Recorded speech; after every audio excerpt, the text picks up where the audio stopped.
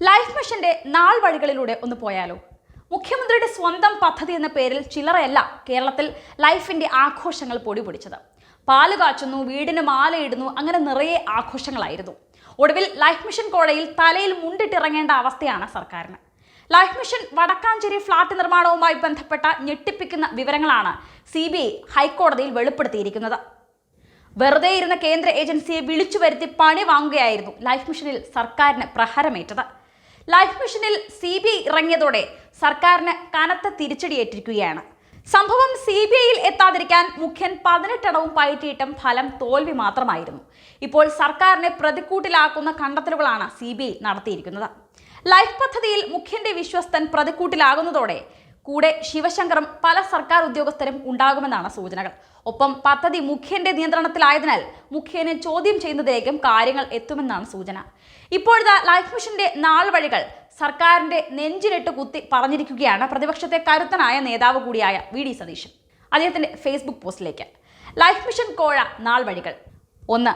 മുഖ്യമന്ത്രിയുടെ UAE സന്ദർശനത്തോടനുബന്ധിച്ച് നടത്തിയ ചർച്ചയുടെ ഭാഗമായി 20 കോടി രൂപ റെഡ് ക്രസന്റ് എന്ന UAEയിലെ സ്ഥാപനം കേരളത്തിന് നൽകുമെന്ന സർക്കാർ പ്രഖ്യാപനം. 2. റെഡ് ക്രസന്റും സർക്കാർ ഏജൻസിയായ ലൈഫ് മിഷനും തമ്മിൽ മുഖ്യമന്ത്രിയുടെ സാന്നിധ്യത്തിൽ ധാരണാപത്രം ഒപ്പുവെക്കുന്നു. 3. 30/4/2019 ലൈഫ് മിഷൻ കരാറുകാരായി ഹാബിറ്റാറ്റിനെ നിയമിക്കുന്ന വിവരം അവരെ അറിയിക്കുന്നു. 4. ഹാബിറ്റാറ്റ് തയ്യാറാക്കിയ പ്രോജക്റ്റ് 2 പ്രാവശ്യം വെട്ടിക്കുറയ്ക്കാൻ ലൈഫ് മിഷൻ ആവശ്യപ്പെടുന്നു. 5. സ്പോൺസർ പദ്ധതി ഉപേക്ഷിച്ചതായി ഹാബിറ്റാറ്റിനോട് ലൈഫ് മിഷൻ കള്ളം പറയുന്നു. 6. യൂണിടാക്കിനെ കരാറുകാരായി തിരഞ്ഞെടുത്തതായി ലൈഫ് മിഷൻ റെഡ് ക്രസന്റിനെ അറിയിക്കുന്നു. 7. യൂണിടാക്കിന് ഭവന സമുച്ചയം നിർമ്മിക്കാൻ സർക്കാർ സ്ഥലം കൈമാറുകയും നിർമ്മാണം ആരംഭിക്കുകയും ചെയ്യുന്നു. 8.